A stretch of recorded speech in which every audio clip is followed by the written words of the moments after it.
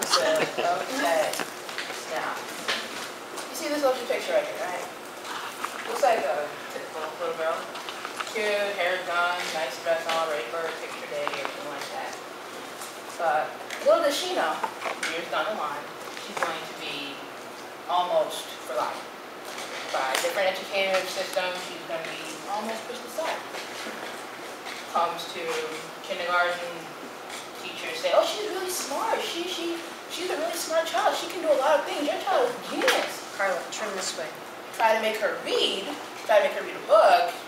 Yeah, girl couldn't read a sentence even if it was asked her to. She was there at the page. She could sing you her alphabet, but if you tell her to actually mix up the letters and point out which was which, she couldn't tell you if you tried. Then comes along first grade. You get those lovely reading stage books, reds, blues, purples, greens, thicker binding as you get older and all that fun stuff. You feel really excited when you find the hardcover books. She struggled all year to get out of that red book. She read each story one by one on her own, trying to get out of that book. Come the last 2 weeks of school, she finally makes it to the blue book. But what does her teacher say? Are you sure you want to move ahead? There's like no more time in the year. The girl looks at her like she's missed, like she has 4 heads. Like, I worked this hard, of course I want to move ahead. Teacher gives her the book. She makes it through like second story, halfway through it, and tears over. Her mother is mad. Her mother's not happy because these people were supposed to teach her daughter to read. They're supposed to teach her her alphabet, help her to be able to succeed, give her the tools to use to make it through school. Instead, the teacher tells her mother, I have a whole entire class to teach. I can't be worrying about one student. That wasn't me. No. Just want that clarified. It wasn't me. Then her mother had the great idea. Her son had a wonderful teacher for second grade who actually her mother liked a lot. When I say a lot, I mean my mom gave this woman high accolades to the point where she came to the school and told them, I want my daughter put in her class. She wouldn't take no for an answer. So on the first day of second grade, I was put into her class. I didn't know what was what. I was only 6 or 7. I didn't really know what was going on or care about much. Then things started to happen. Taken out of class to do shorter spelling tests. Taken out of class to do your math assignments. Taken out of class to go play board games to learn different things. I thought, I could be in class with everybody else learning stuff the long way, or be out here learning stuff the shorter way. Shorter is always better. So I thought it was a blessing in itself. I was like, I'm being taken out of class to do this work, and if I do this work and I get good grades on this work, they basically praise me like I just won an Oscar. So I'm going to do this up. I'm going to make sure that I'm noted for all it's worth. And this is me at like 7 years old. I'm thinking to myself, I can make this work for me.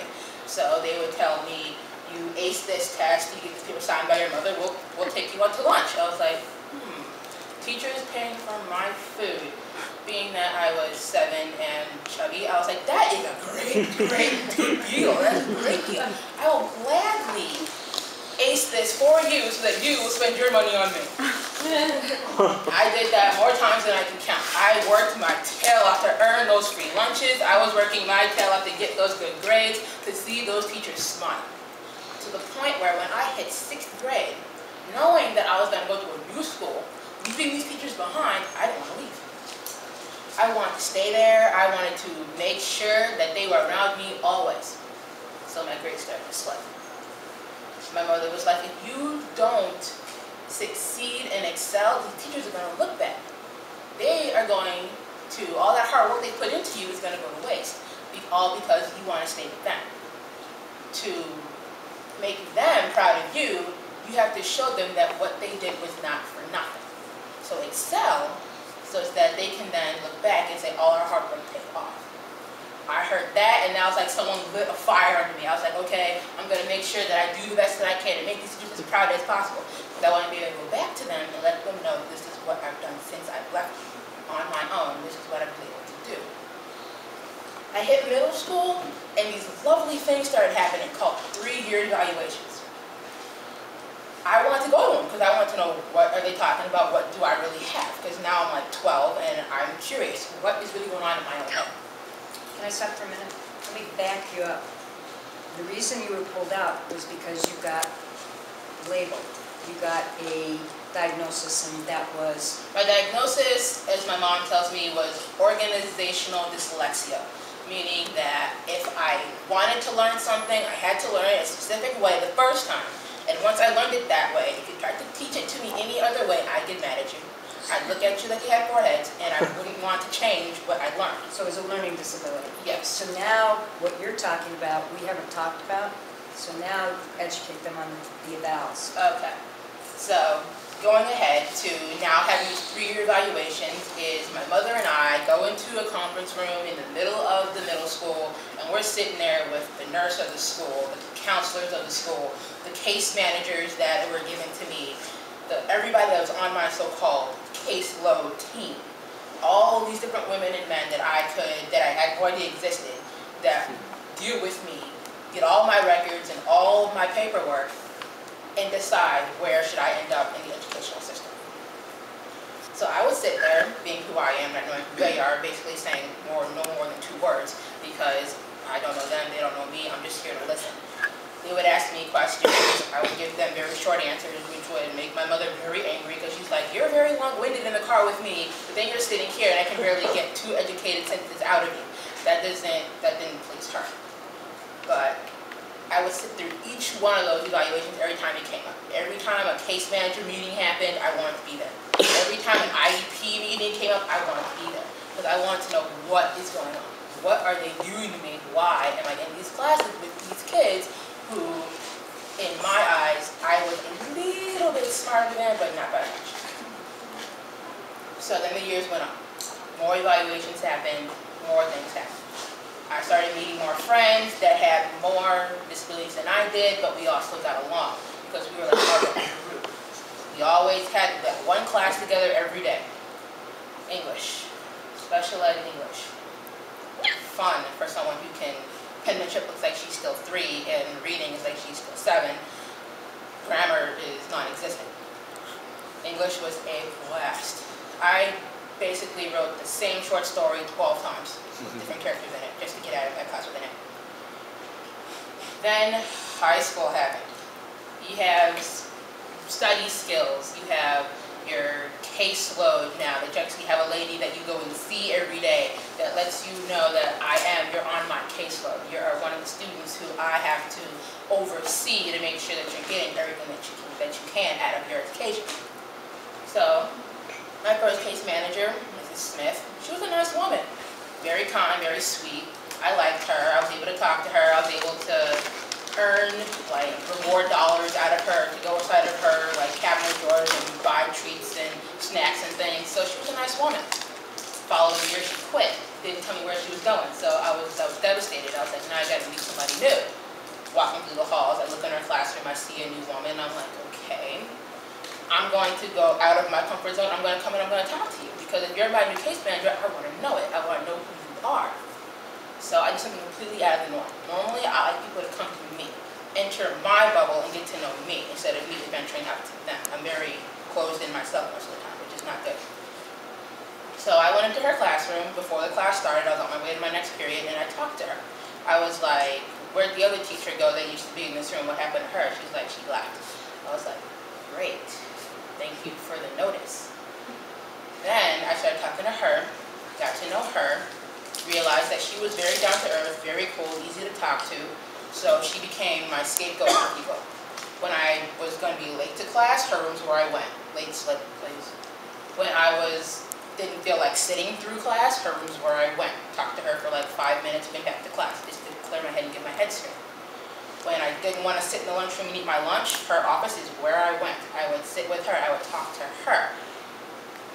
I would have her for study skills. I would sit in her classroom doing all her coursework, all her assignments before the period was over. I would have all my work done and be like, what do I do now? Where I would get my grades, her class would be the only class that had an A in it. I would have a C and a B and all these other classes, but her class was the only A I would see. and I would be like, something's not right here. This class is the easiest class I have. I need a challenge. I don't like stuff being too simple, because then I get frustrated because everybody's not as fast as I am. So I went to another 3-year evaluation with my mother, but this time I did all the talking. I was like, is there a way to take me out of study skills, put me in all regular classes, but still have my caseload to fall back on? They were like, yes, it's called crosspath or cross-category, where you can have all regular education classes, but still have your IEP there as a safety net for if you have to do tests, or if you have to do projects, or if you need help with anything that your IEP entails, it would still be there. I was like, that is a gold mine. Absolute gold mine. I can be with all the kids who have no clue that I am slower than them, get better grades than them, and not tell them a word back. I was like an undercover cop, it felt like. I was ecstatic. So my first year with all regular classes, I got a B in every single one. And I was just like, that is what I want. If a B average is what I am supposed to have, that is what I want to see on my grades. I don't want to get an easy A just for the sake of it. Then comes, I would say, junior year, my case manager shocked me. We had to read this book, like The Diary of Frederick Douglass, I believe it was. And I actually wanted to read it cover to cover, but the print was too small and the pages smelled horrible, so it gave me a massive headache. Because with dyslexic readers, they can get physically sick just by trying to read a single page. It's not fun. It's not exciting. I would get headaches. I would get stomach cramps. I would get, my eyes would water. It was terrible. I could not make it through even a half a page in that book. So I went to my case manager during a study period and I asked her, is there a way you can help me to enlarge the print or something so I can read this book? Chapter by chapter, she photocopied and enlarged each chapter of that book so that I could read it and follow along with my class. I was blown away. I didn't think she was going to put that much effort and that much work into helping me keep up with my class. I thought, okay, you'll be here for the meetings, you'll be here to read me my tests when I need them read, you'll be here as a place to come and vent my problems, but that's basically it. It's like therapy. It's what I thought she was, basically like a good therapist that I could go to those in the building. But she did that for me. And then every other book that my class was reading that I actually wanted to read all along in, like The Color Purple and all these different books that we were reading, she would photocopy them, enlarge the print so that I could keep up and I could follow along. I was elated with this woman. Even after I graduated and started going to college, I would come back to my high school just to go visit her because I knew the impact and all the work and all the effort she put in there for me. Then I hear that they're going to let her go, and I was just like, great. Now what am I going to do? I can't come back to this school and see you here. I don't know what town you're going to be in, what school you're going to be teaching in. So I got her email. I emailed her a few good times over that summer, then we lost contact, haven't spoken since. But I still remember her because of all she did for me. Then college happened. And they had this lovely thing in the back of each syllabus that says, if you need special attention or if you need your letters written for your teachers so they know what IEP qualifications you have, come to this office, we'll type up your letters and give them each one of your teachers. That's basically it. That's all you do. You give your teachers a letter, it lets them know you can get extended time on tasks, you can use a calculator on your math tests. That's basically it. It's just a form that they sign, you sign, and you give it back. What were your accommodations? My accommodations were extended time on tests, and that's basically it. So that's all I needed was extended time on tests. I would have loved it if they would have said, can you use calculator on math tests, but no, they didn't do that. It's devastating. Having tests read to you? Having tests read to me, I could have done that, but I didn't really like that because then it's like they're reading you the question as you're trying to follow along, and your eyes are moving slower than they're reading, so you're trying to read along with them, and you're not reading fast enough. So it's like, instead of giving myself a headache, I'll just read it myself 3 or 4 times till I understand it and take my test a long way, which is what extended time is good for. I don't like having my test read to me anymore because when I was younger, I thought it was a dream come true. I don't gotta do nothing, just sit here reading into the questions. Then I got to the point where it got annoying. So I was like, I'm gonna read my own tests. It might be difficult, it might be hard, but at least I will know that I understand it for myself. So I read my own tests in college. And the only tests I actually had in the testing center were my math tests. But luckily enough, I, being the person that picked all my classes, somehow ended up with the right teacher each time. That actually lets you use your calculator on your exams and on your tests every time. So I was just like, fantastic. This is going to work for me. I don't even need it on my foundations because she's going to let me do it anyway.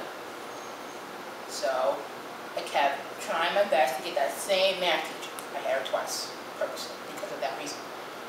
But because it wasn't on my accommodations to always put my tests in the testing center at my school, her final exams were in the classroom with everyone else, with clocks and other people finishing before me. My anxiety was at red alert. I couldn't handle it. I didn't like it. I always tried my best to get out of it. I was like, is there a way that you can swing this where I can be in the testing center, or I can be in a room by myself, no clocks, no people, to take the tests? She was like, the best I can do for you is I can have you come in early, or you can take the test like halfway through my next class period so that they're taking totally different testing you or something like that. I was like, if coming early helps me not have to deal with my anxiety, will do. So I would come to her class about a good half an hour to an hour before it started, because that's the empty anyway. I would start my exam, class would start, I'd be halfway through it. They would come in, they would start taking their test, and still some of them would finish performing. I would be like, how in the world does that happen? I was here an hour before the rest of you, and I'm still not done yet. Annoying. So after her class, I was like, okay, I need to find me a better teacher, one that will actually put every single test in the testing center. So that summer, I took another class over the summer, the math class. That teacher, she listened to me. Every single test. It was in the testing center, calculators, each time, scratch paper, all of that. It was a dream. I made it out of there with very high B, and I was satisfied because it was done the way that helps me best. So I knew that that B was solid. Then comes the time for the classes that actually mattered to me, the classes for my degree. Being that I just graduated from Elgin Community College with a degree in early childhood, I wanted to make sure that I paid attention in those classes. I wanted to make sure that the teacher knew me, I knew her, and we had a good connection going. So my first class with her, I was 17, fresh from high school. I had missed my first class by 20 minutes because of high school finals and the snowstorms, but I made it that day. I made it. I sat through her class all that year, being that it was a little shell shock overwhelming. I made it at her class with a D. Only D I ever saw my whole entire transcript, but it was still a D nonetheless. Behavior modification. Great class, but it was stressful because I'm used to, when I ask questions, getting the answers, not asking questions and being told you got to figure it out for yourself.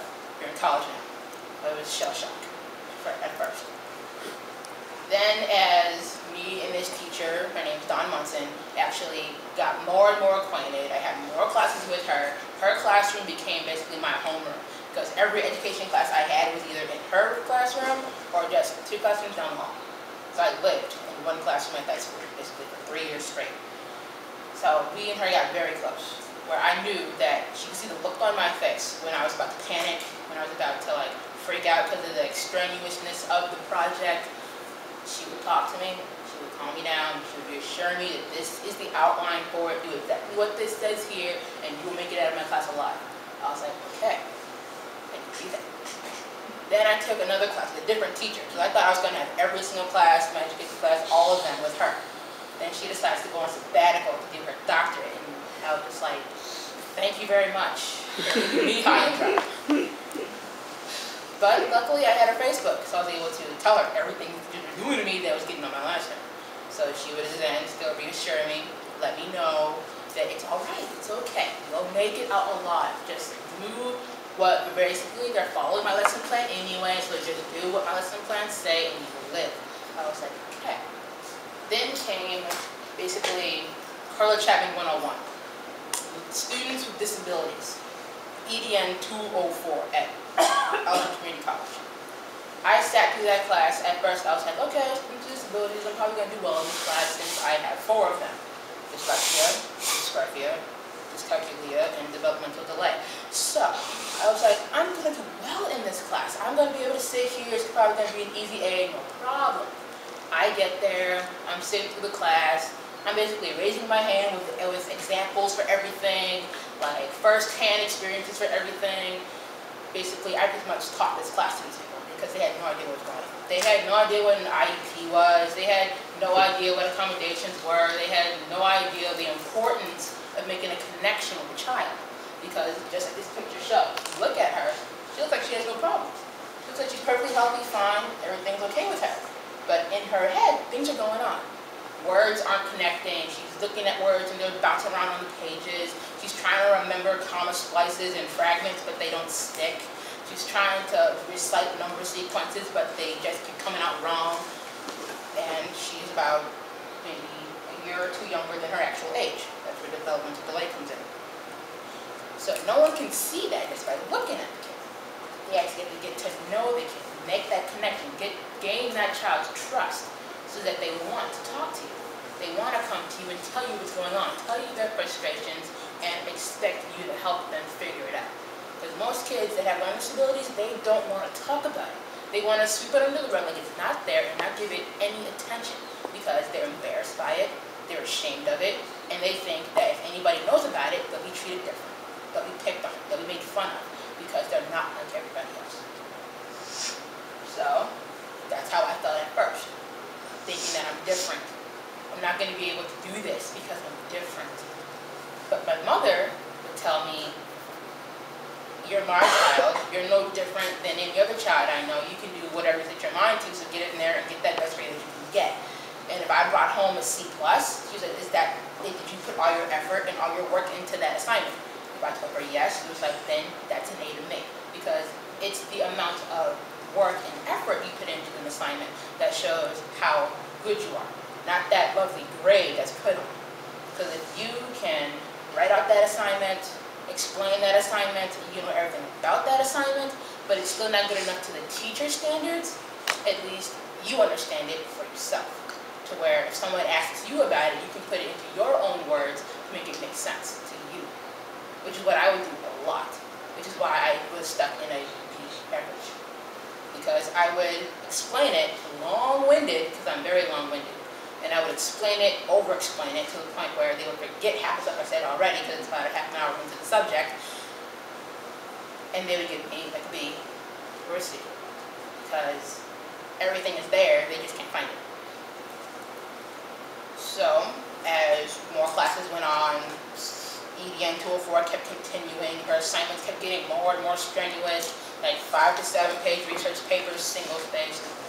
I was like, when did it all nowhere become single-spaced? I remember double-spaced, 12-point font with a heading, so that the heading took up a good, like, 1/4 of the page. Then you have the title, which is another 1/3 of the page. And then you have it all double-spaced, so really a 5 to 7 page paper is only like 3 pages. What happened to that? To shrink it down to single-spaced? APA? Like, are you trying to hurt me? I went through high school learning MLA, and now you're trying to tell me learn APA. It was stressful. It was hard. Tell them what agraphia is. Okay, dysgraphia is problems with writing. My penmanship looks like chicken scratch. It looks like a 3rd grader took my pencil and just went like scribbles all over the page.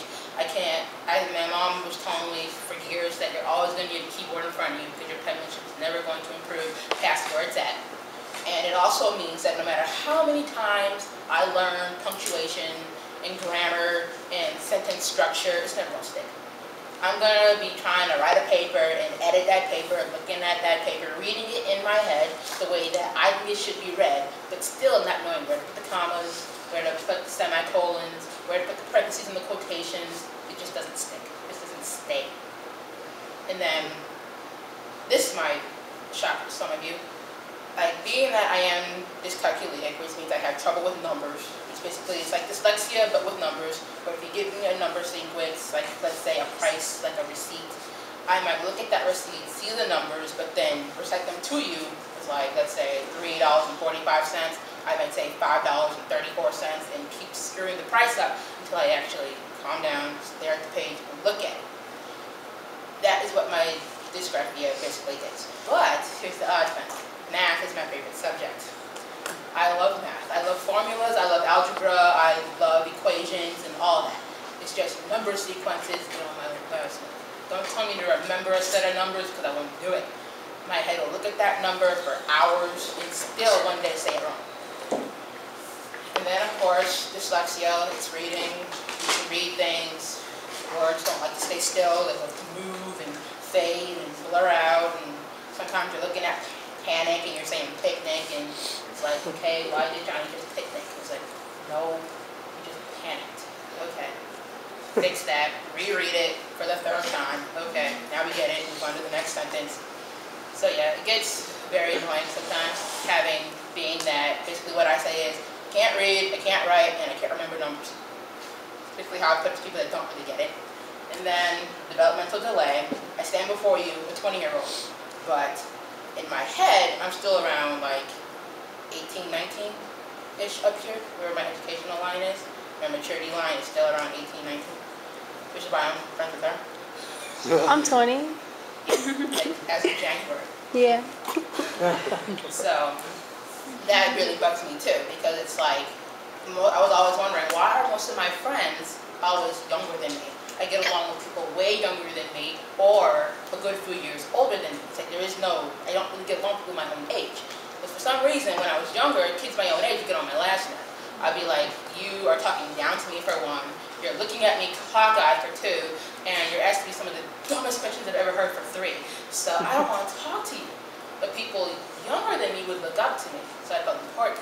But like, I can actually like mold you into like my prodigy if I felt like it. Which I have done, by the way, for a lady I babysat for her 2-year-old daughter is my prodigy. I got her addicted to Care Bears.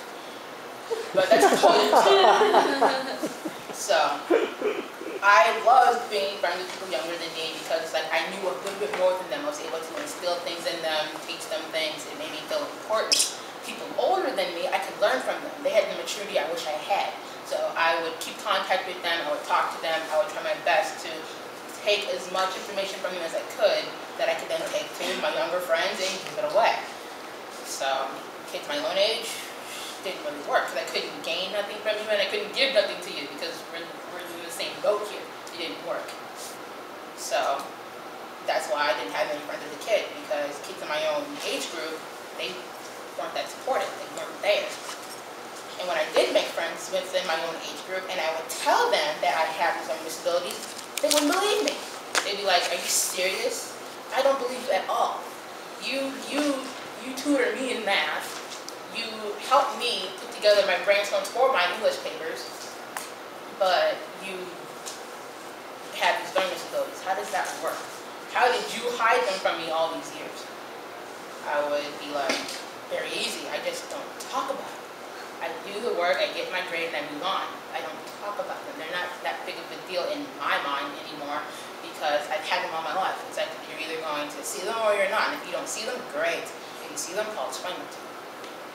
It's just that simple.